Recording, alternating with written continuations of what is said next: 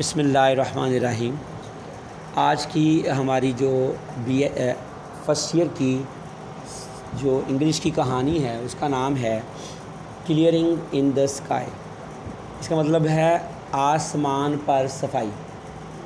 सादा लफ्ज़ों में बात की जाए तो ये पहाड़ हैं बुलंदोबाला। उन बुलंदोबाला पहाड़ों के ऊपर किसी ने काश्तकारी की हुई है।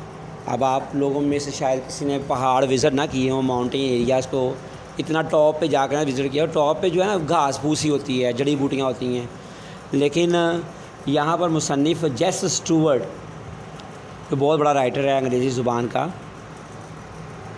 वो एक्चुअली बताना चाह रहा है कि उसका बाप जो इंतहाई कमज़ोर, बहुत बूढ़ा और बीमार था, लेकिन इसके बावजूद उसके बाप ने हिम्मत नहीं हारी और कई मरतबा डॉक्टर्स ने उसको जवाब दे दिया कि तुम ज़िंदा नहीं रह सकते।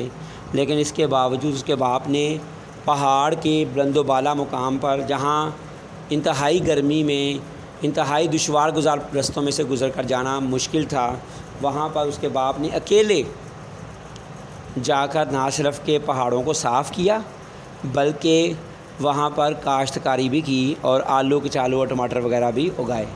तो ये चीज़ मुसन्निफ़ के लिए बड़ी हैरानकुन थी और दर हकीकत मुसन्निफ़ हमें यही पैगाम देना चाह रहा है कि हमें हिम्मत नहीं हारनी चाहिए और हर वक्त कोशिश करनी चाहिए, क्योंकि अगर इंसान कोशिश करे तो मुसन्निफ़ के बाप जैसा इंतहाई बूढ़ा और कमज़ोर शख्स भी आसानी के साथ अपनी मुश्किल से मुश्किल मंजिल को पा सकता है। कहानी का नाम है क्लियरिंग इन द स्काई। अब मैं आपको इसकी ट्रांसलेशन करवाता हूँ। Dear students, clearing in the sky, ये जो फर्स्ट पैराग्राफ है ये पंक्चुएशन पॉइंट ऑफ व्यू के लिए बहुत इंपॉर्टेंट है। ये आपके पेपर में आ सकता है। दिस इज़ द वे जेस ये है वो रास्ता। मैं यहाँ आपको ये भी बताना चाहता हूँ कि इन्वर्टेड कॉमास में जब किसी को मुखातिब किया जाता है, जैसे जेस का नाम लेके मुखातिब किया गया है, यहाँ सर भी हो सकता है, मैडम भी हो सकता है, बॉस भी हो सकता है। अगर ये सेंटेंस के इस तरह एंड में है तो देखें इससे पहले कॉमा है। अगर जेस यहाँ सेंटेंस के स्टार्ट में होता तो जेस के बाद में कॉमा आना था, और अगर जेस यहाँ सेंटर में होता तो फिर जेस से पहले भी कॉमा आना था, बाद में भी कॉमा आना था। अगर होता दिस इज जेस द वे तो फिर इसके पहले भी और बाद में भी कॉमा आना था।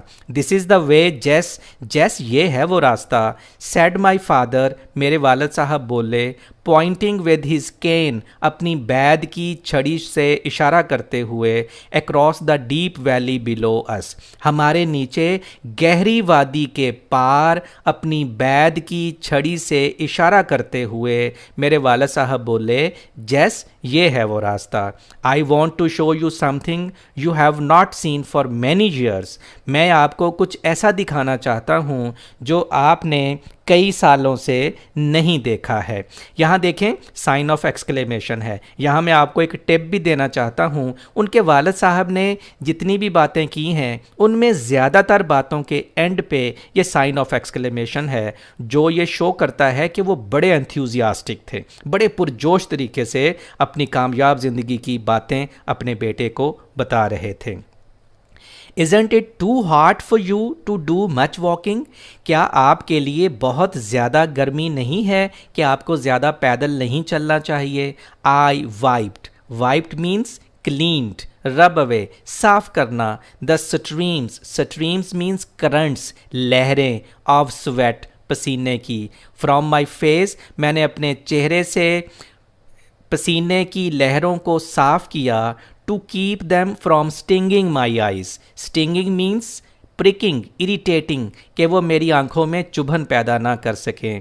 मैंने अपने चेहरे से पसीने की लहरों को साफ़ किया ताकि वो मेरी आंखों में चुभन पैदा ना कर सकें। ये जो नेक्स्ट पैराग्राफ है ये ट्रांसलेशन पॉइंट ऑफ व्यू से बहुत इंपॉर्टेंट है, पेपर में अक्सर आया है। I didn't want to go with him, मैं उनके साथ नहीं जाना चाहता था। I had just finished walking a half mile uphill from my home to his, मैं अभी अभी अपने घर से उनके घर तक आधा मील पहाड़ी पर पैदल चल कर आया था। यहाँ हाफ माइल ये MCQ के लिए बड़ा इंपॉर्टेंट है। यहाँ 1 माइल भी हो सकता है, 2 माइल भी हो सकता है, आपने याद रखना है ये हाफ माइल है। I had carried a basket of dishes to mom, मैं अपनी वालदा के लिए डिशेज़ रकाबियों की एक टोकरी उठा के लाया था। ये भी इम्पॉर्टेंट MCQ है, basket of dishes. There were 2 slips in the road, सड़क 2 जगह से सिरकी हुई थी। And I could not drive my car, और मैं अपनी कार ना चला सका, इसी वजह से उसे पैदल आना पड़ा।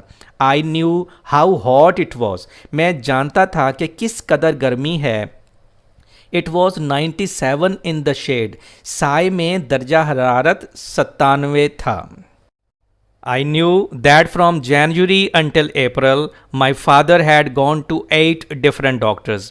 मैं जानता था कि जनवरी से लेकर अप्रैल तक मेरे वालिद साहिब 8 मुख्तलफ मुआलजीन के पास जा चुके थे। डॉक्टर्स को अक्सर स्टूडेंट्स डॉक्टर लिख देते हैं, मुआलजीन लिखेंगे या मुआलजों के पास जा चुके थे। How many? 8। इंपॉर्टेंट MCQ है।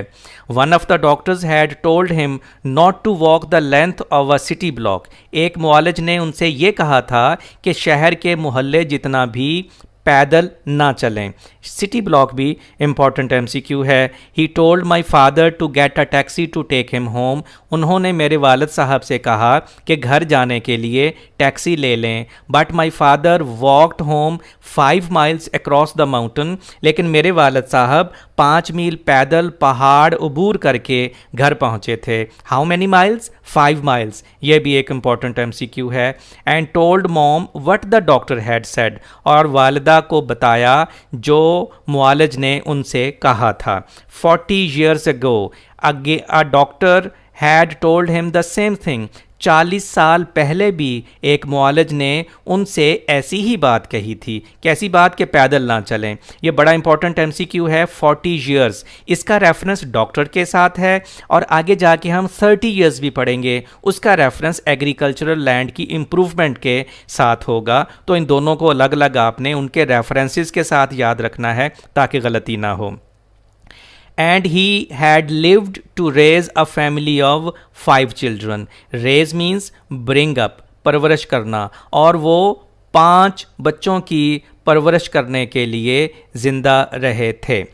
ये भी इम्पॉर्टेंट MCQ है कि how many children did the old man have? 5 children. He had done as much hard work in those days as any man. उन्होंने उन दिनों में उतनी सख्त मेहनत की जितनी कि कोई आदमी कर सकता है। I couldn't protest to him now. Protest का सिनोनिम होता है object, कंप्लेन, एहतजाज करना। अब मैं उनसे एहतजाज ना कर सका। He had made up his mind, ये इंपॉर्टेंट सिनोनिम है डिटरमिन्ड, तहैया करना। वो तहैया कर चुके थे। When he made up his mind to do a thing, जब किसी काम को करने का वो तहैया कर लेते, इरादा कर लेते। He would do it if he had to crawl. Crawl means creep, तो वो उसको करते चाहे उन्हें आहिस्ता आहिस्ता ही करना पड़ता।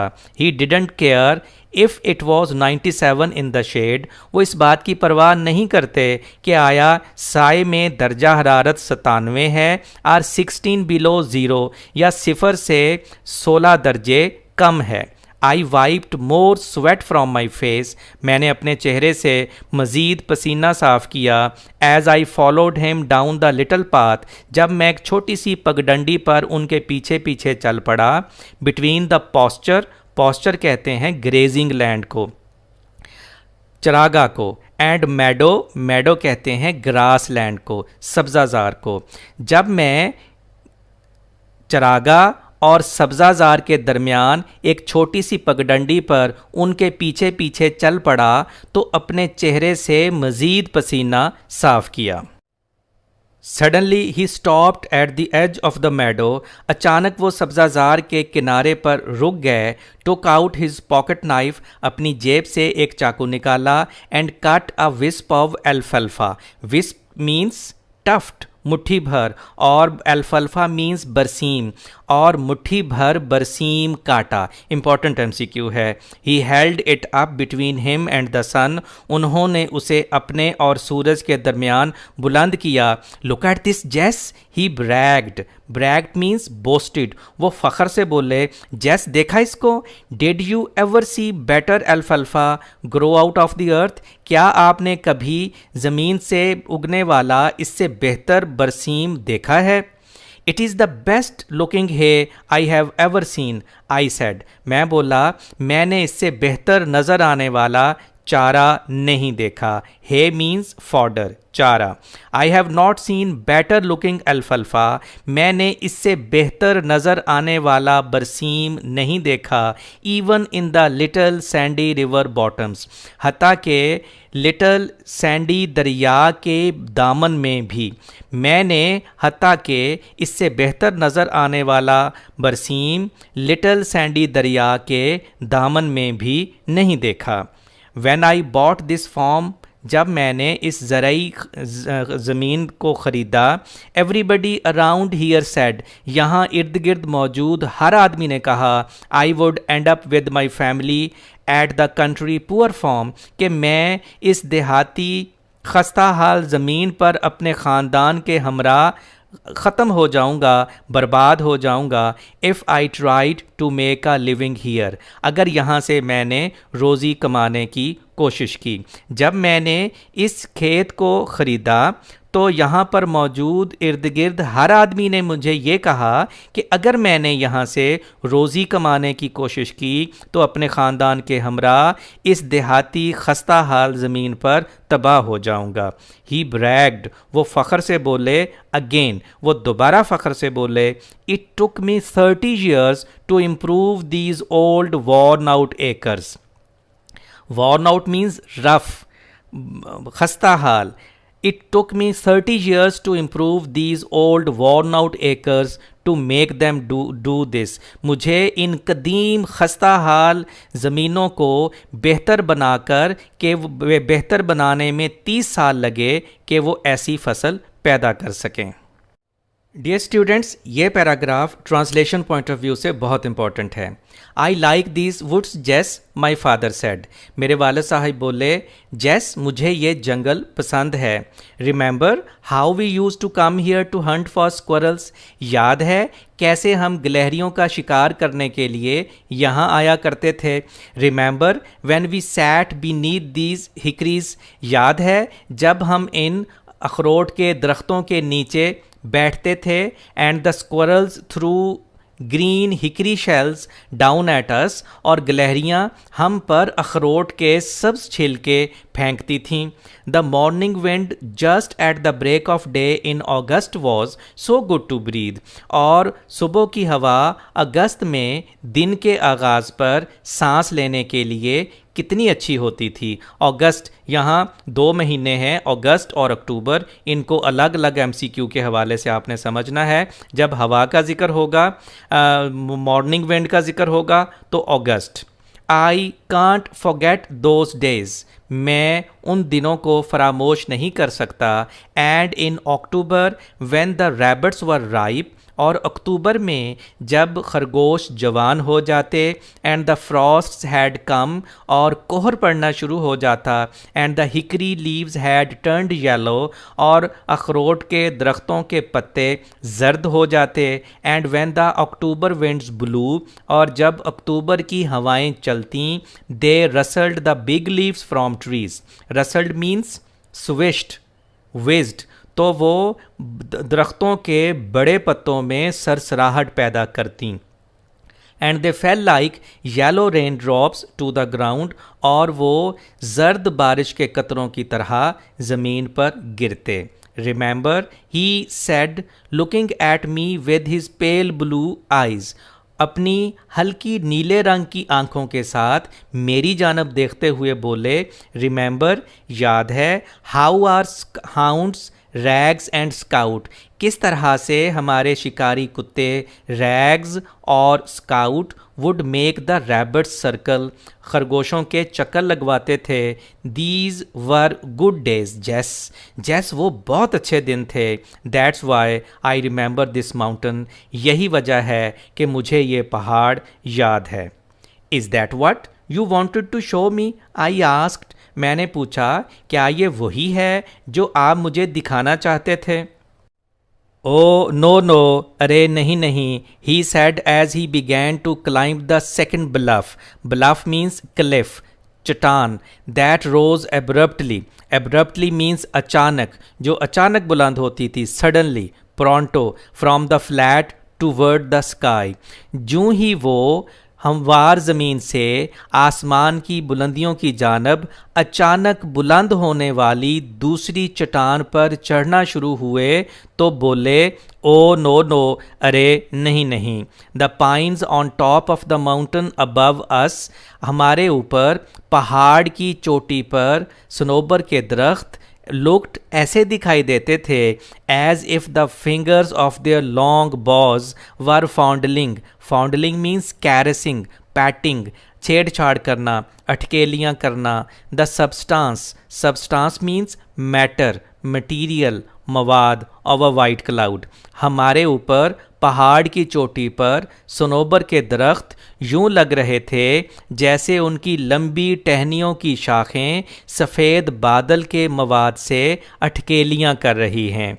What ever my father wanted me to see was at the top of the highest point of rugged land, rugged means rough, rocky, मेरे वालिद साहब मुझे जो कुछ भी दिखाना चाहते थे वो इस संगलाक सरजमीन के बुलंद तरीन मकाम की टॉप पर था, चोटी पर था। And with the exception of the last 3 years, और पिछले 3 सालों के अलावा, I had been over this point many times, मैं इस जगह पर कई मरतबा जा चुका था। I had never seen anything extraordinary, मुझे यहाँ कभी कोई गैर मामूली चीज़ नज़र नहीं आई।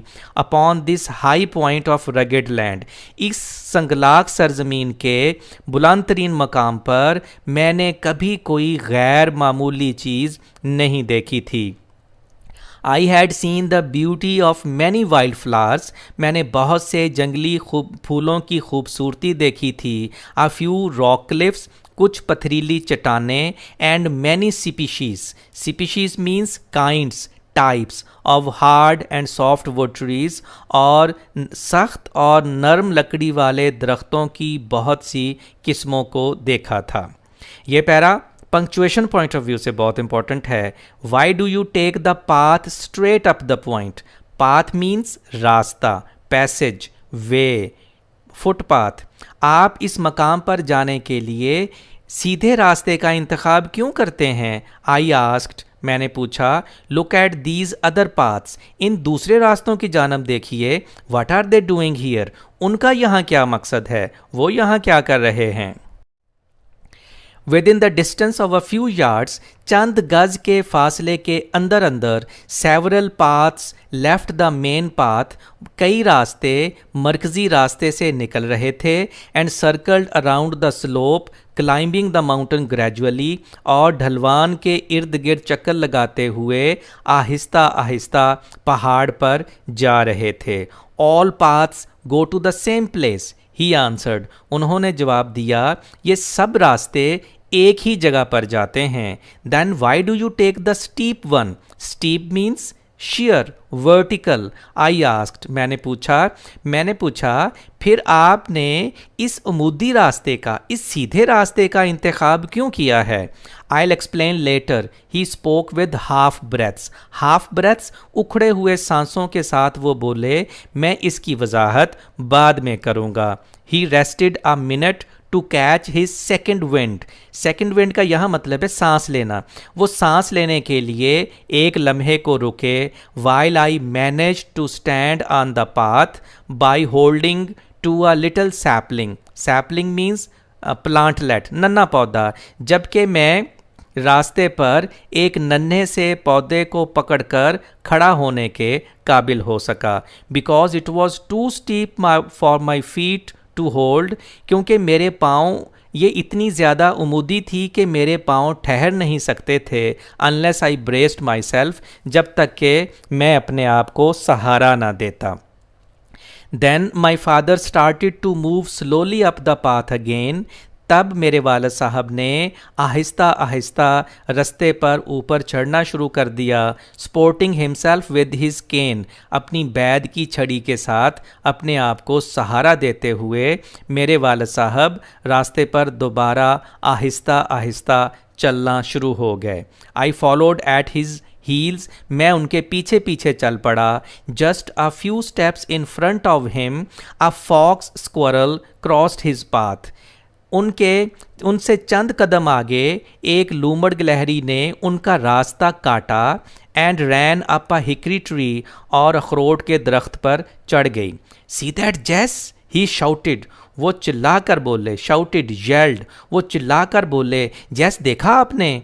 Yes I did, I answered, मैंने जवाब दिया, जी मैंने देखा। डियर स्टूडेंट्स, ये भी ट्रांसलेशन पॉइंट ऑफ व्यू से बहुत इंपॉर्टेंट है। That brings back something to me, he said, वो बोले इससे मुझे माजी की याद आती है।